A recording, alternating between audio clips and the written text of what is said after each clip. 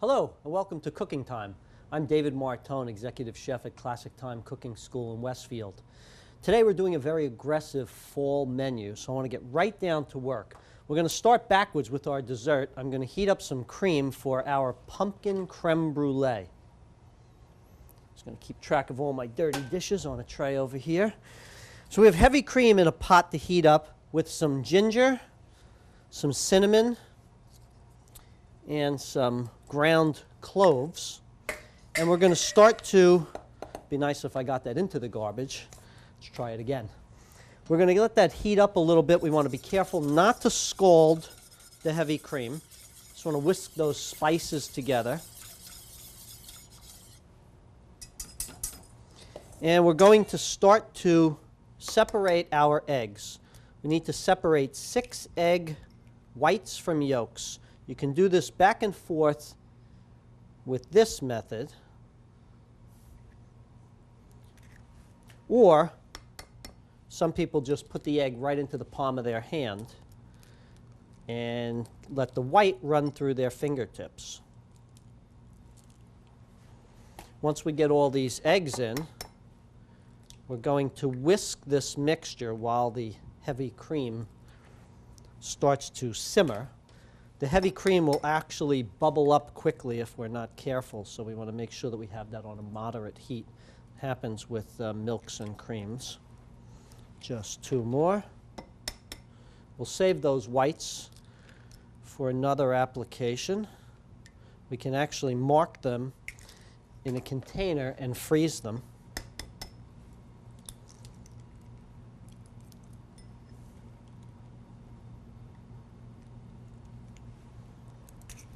Okay, put those whites off to the side. A little cleanup. Now I want to whisk together my egg yolks and my sugar. You'll see that it's a pretty orangey color. And what I'm going to do is to just whisk that up until it's nice and smooth. And what will actually start happening is that egg mixture will become more fluffy and actually get a little ribbony, and it'll lighten in color. Take a look at how my cream is doing. So far, so good. Bring that up just a hair.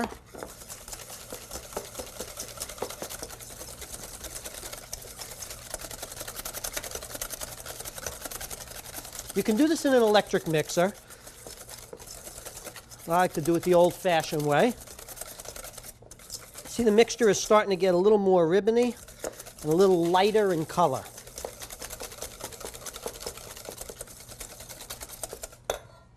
Our cream is just starting to simmer.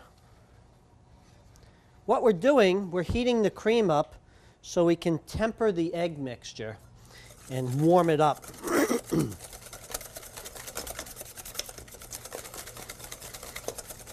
Once this is in the oven, we'll get right down to business. Now, I did say this is a fall menu, but there is a little twist to it. I just came back from Florida visiting my cousin JR, and we always have great meals when I'm down there, and he really thinks the same way I do about food. So we went out to a great restaurant and had something called fish matacumbi.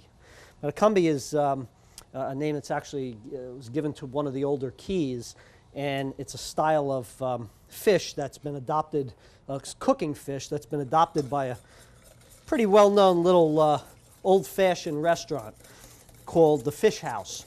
I'm actually tempering this mixture. And now I'm going to whisk in my pumpkin.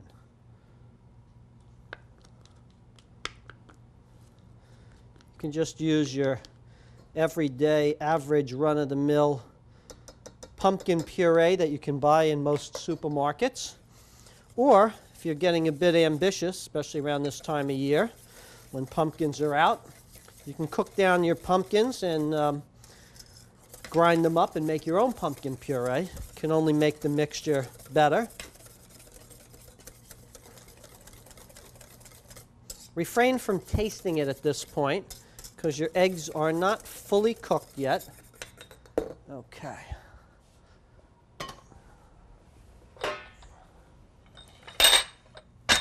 We want to put this mixture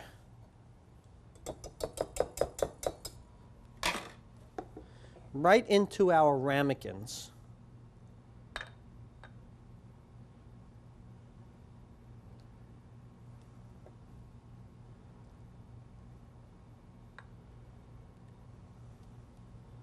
And then we want to make sure that this cooks delicately.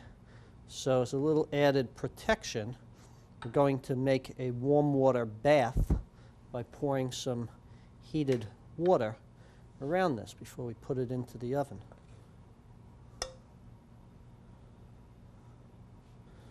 Okay.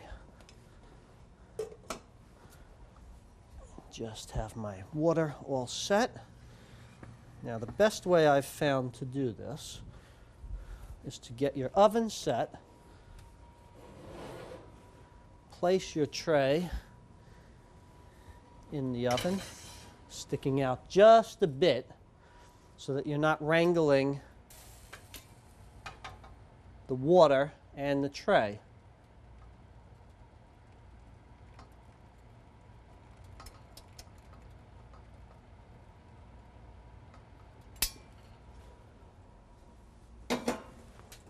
Now very gently we'll slip this back in.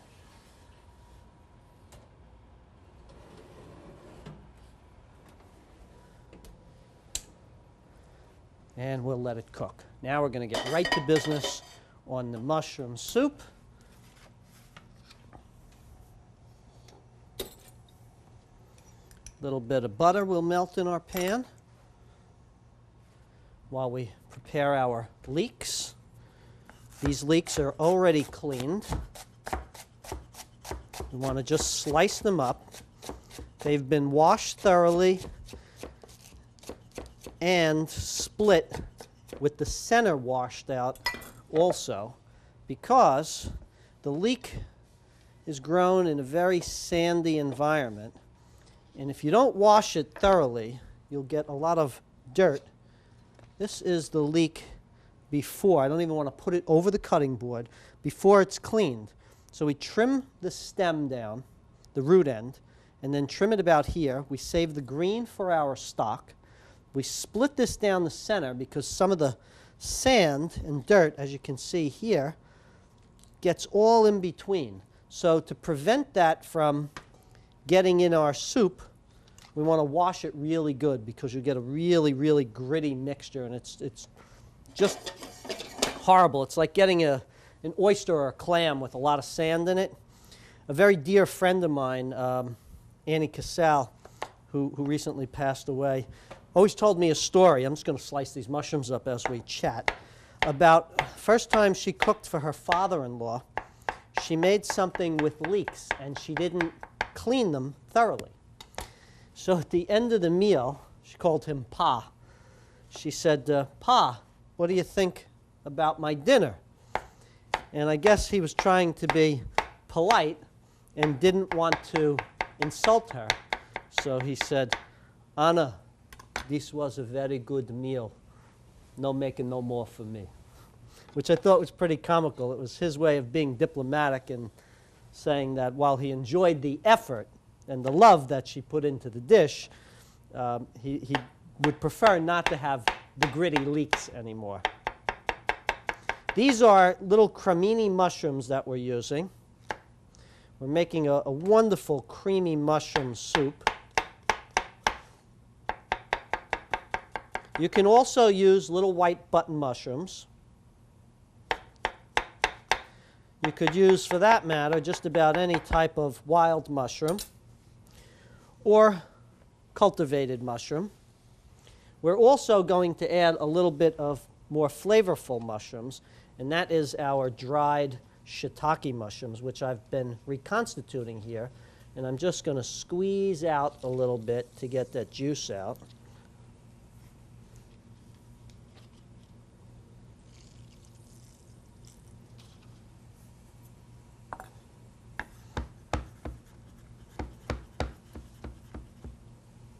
Few of them getting away from me here. When you dry mushrooms and reconstitute them, to me they take on a much stronger, better flavor. So that's really the difference, why we'll use dry mushrooms when we could, in fact, get the shiitakes fresh as well. They'll just be a more stronger, robust type of flavor with them. I think that's a good coarse chop. We're going to put that in as well.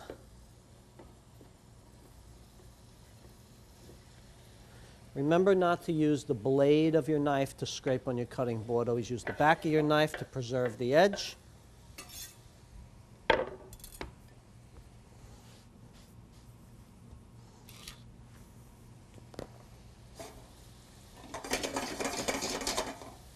This is cooking nicely. Get rid of the rest of these ingredients.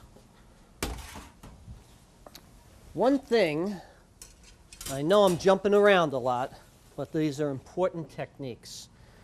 This is the juice from the mushroom. I'm going to strain this right into my chicken stock that we're going to use because this mushroom liquor carries a whole lot of flavor. This is my very, very fine strainer because you'll see there's little debris of dirt that gets caught up in those mushrooms in the drying process. And again, we don't want to have any more stories about no making no more for me. So no grit in our mushroom soup from either the dried mushrooms or the leeks.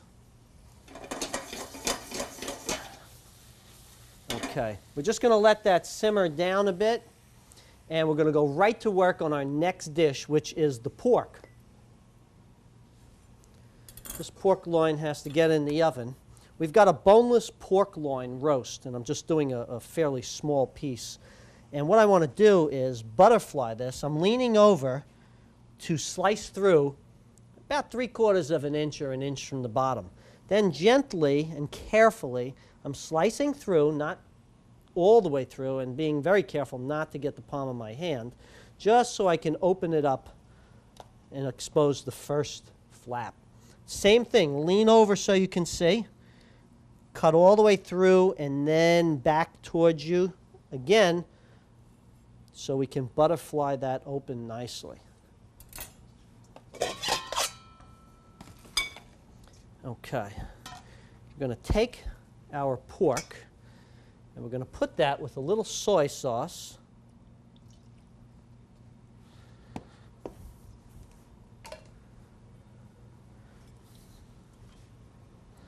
And a little bit of bourbon. In this case, we're using a little Seagram's whiskey. And we're just going to bathe that around a bit. You can use whiskey, scotch, bourbon, rye. Applejack works wonderfully with this because apples and pork are just a natural. And just get our little bath going there. Check our mushrooms.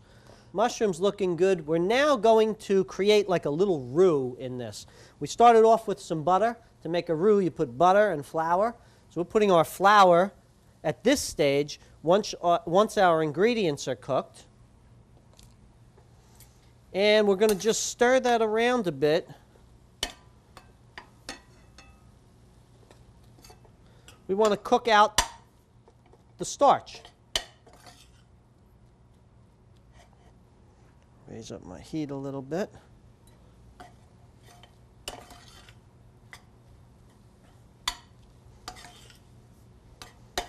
This is really the basis for a lot of soups.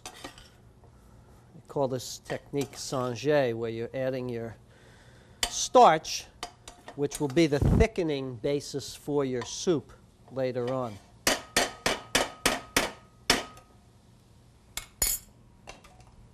Now,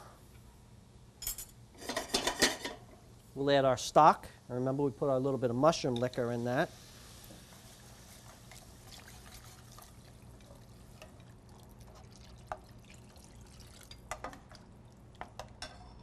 Get rid of this.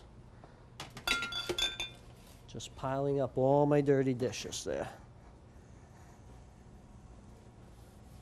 Quick little cleanup. You notice how we keep cleaning up as we go along. We want to bring that up to a simmer. First, I want to stir it around. I want to make sure that I've hydrated all of that flour to get that mixed in well so we're not creating any lumps.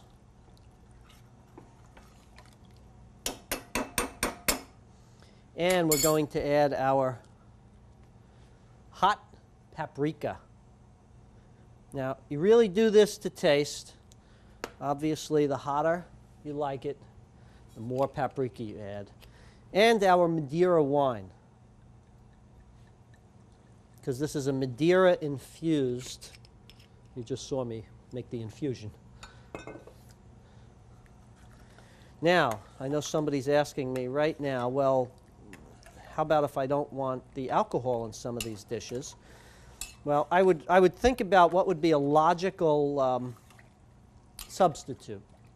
And for the Madeira wine, I would probably add a little bit of apple juice. And for that matter, because if you caramelize down that apple juice, it would be more like the alcohol in the pork. I would substitute apple juice for both of these.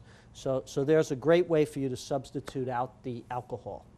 While that pork is marinating, I want to get an apple, and we're simply going to pull the seeds and the little core out,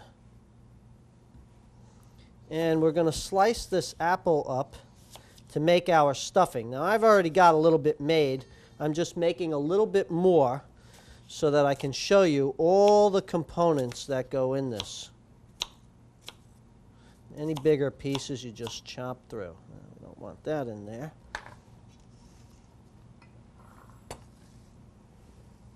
It's our apple.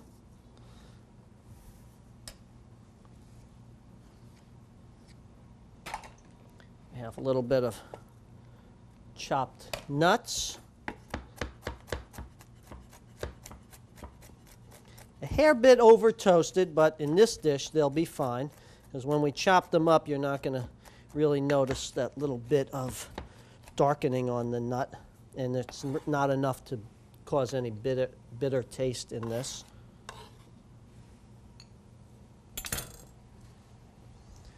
Soup is starting to simmer. Give it a stir and lower it down just a hair. Remember, we have our creme brulee in. We're adding some crushed pineapple to this.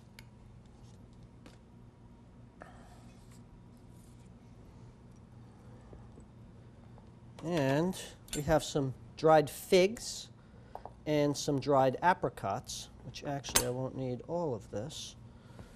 Just that'll be enough.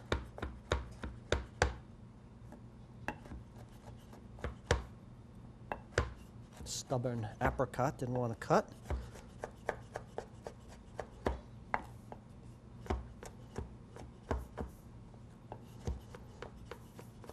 I'm not really a winter person, I'm a summer person. So as the fall comes, I need to do special dishes that keep me motivated. And one thing I thought of today was adding this fish dish that I just had with my cousin last week. And it'll bring back those sweet memories of summer for me. You're going to love this fish dish. It's so simple. It's beautiful and colorful. And that's why I included it, because of the bright colors in it.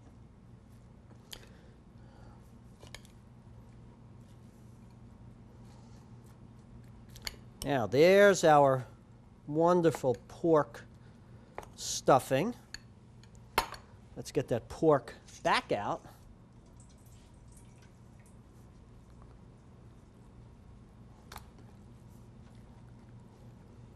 And get it stuffed nicely with our dry fruit stuffing. Don't worry about losing some off the back. We need a piece of string. And we're just going to roll this up. Normally you'd be doing it with a much larger piece. I always overstuff it, so whatever falls out doesn't really affect the amount of stuffing that's in there. I'm doing a fisherman's knot, or surgeon's knot, where I loop it 2 or 3 times so it holds itself and I don't need an extra finger. And then a series of a couple of half hitches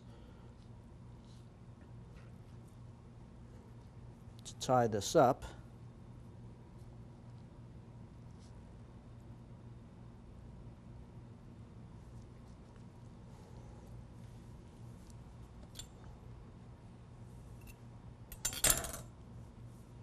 Hope we're not going too fast for you, because if we are, you can always email me, david@classicthyme.com, and I'll gladly send you the recipes. Okay, just grab a pan.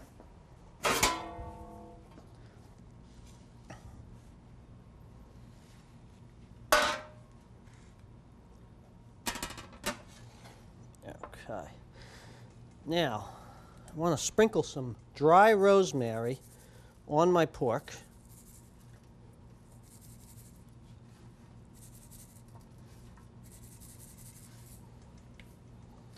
And I'm also going to sprinkle around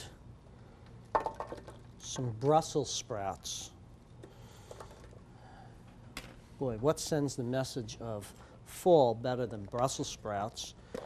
And I just like to throw a little bit of garlic in there also. Perfect. Just lower this soup down another hair. Give it another little stir. The soup is just getting so creamy. This goes right in the oven.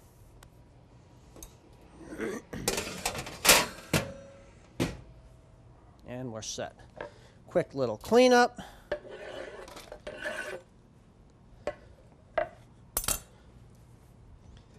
Get rid of this.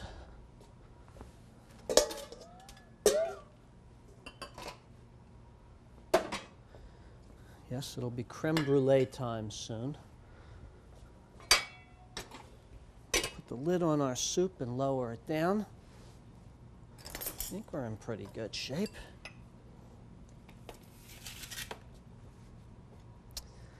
Let's see. We need to do our fish.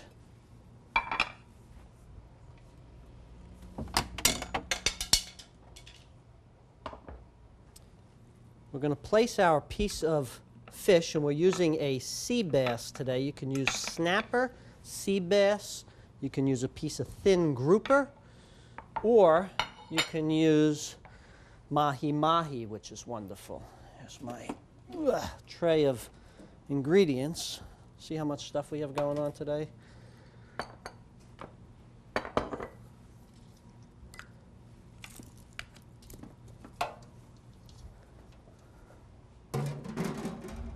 Okay. What I want to do is I want to chop up some shallot. Here's the peeled shallot compared to the one with the peel. We're going to chop up a plum tomato, shallot, I said, some fresh basil, squeeze a little bit of lime juice, put some wonderful little capers, a little bit of red wine vinegar, a little bit of olive oil. Get that all mixed up. And I didn't think you needed to really see me chop all these ingredients as much as how simple this dish is once this mixture is made. We spoon this over the fish.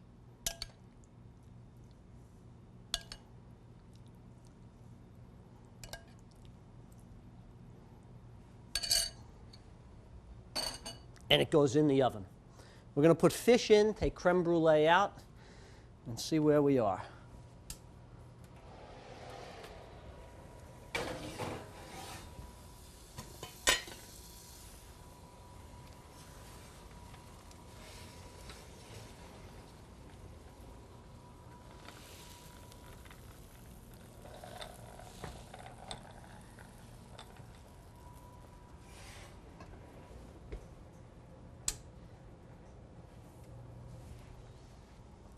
Okay, that little sizzle is an indication that our soup is just about ready.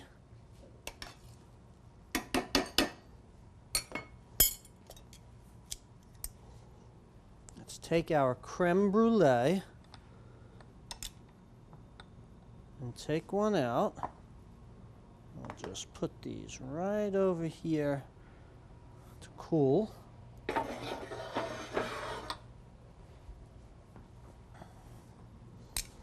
And we are going to sprinkle this with a little bit of sugar.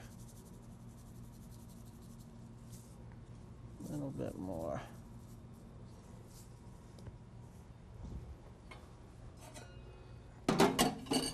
When you do so many things at one time, it gets a little bit crazy, but we'll manage. And we'll flambe, or flame, or brûler.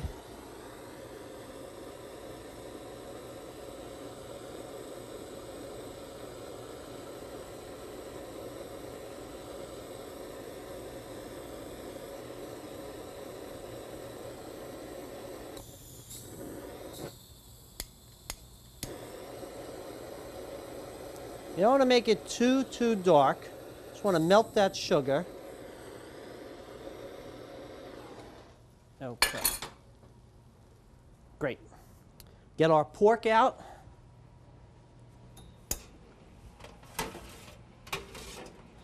It's hard to believe we're doing all this in 30 minutes.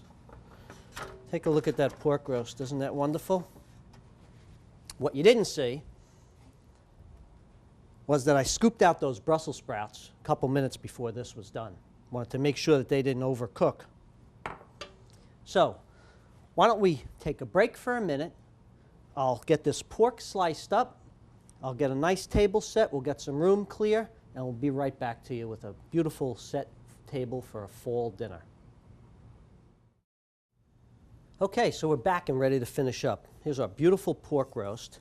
Just want to slice this, and don't overcook your pork. Please leave it a little bit pink and juicy inside. I mean, as I'm saying this, look at how succulent this is.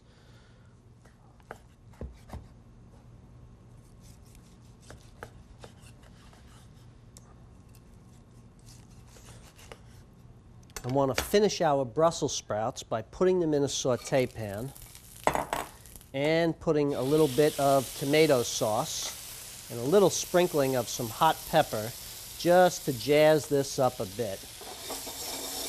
And all this is going to do is warm this up.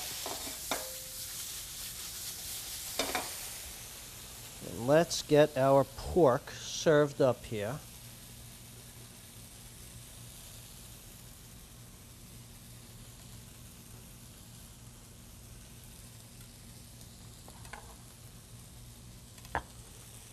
And we'll get our fish out. Can't forget the fish.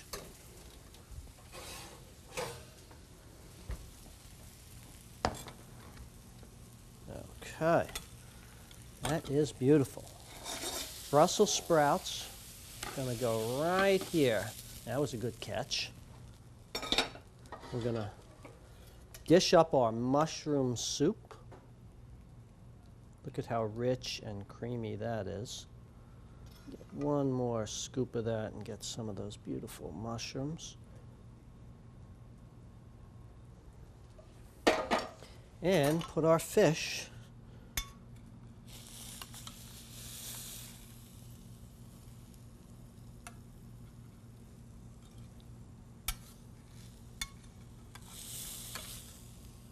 This is that wonderful Matacumbi. Let's just move this right over here, out of our way.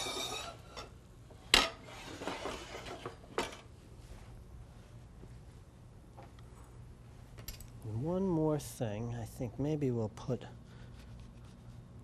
little bit of lemon right on our Matacumbi plate.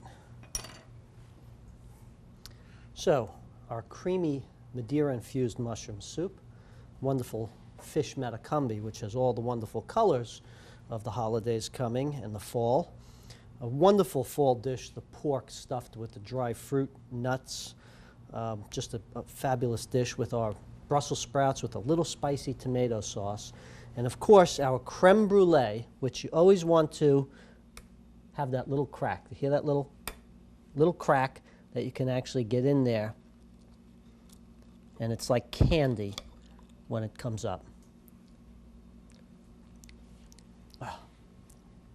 I'm David Martone, Executive Chef at Classic Thyme. You've been watching Cooking Time. Thank you very much, and happy fall cooking.